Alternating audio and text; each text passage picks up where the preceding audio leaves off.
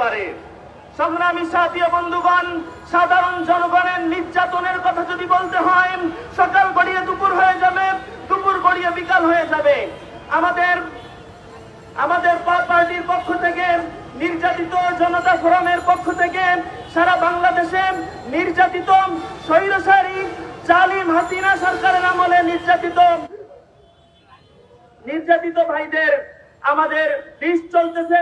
প্রবাসী ভাইদের প্রতি পক্ষ থেকে আমাদের বিভিন্ন জায়গা থেকে ফোন আসছে। প্রবাসী বাবুল ভাইয়ের একটা ছেলে, আপনারা জানেন যে তার সন্তান শুধুমাত্র দোকান খুলতে গিয়েছে, সন্তানকে গুলি করে হত্যা করা হয়েছে। অসংখ্য প্রবাসী ভাইদেরকে এখনো বিদেশে কারাগারের মধ্যে পড়তে হচ্ছে। অসংখ্য প্রবাসী ভাইদেরকে এখনো জুলুম নির্যাতনের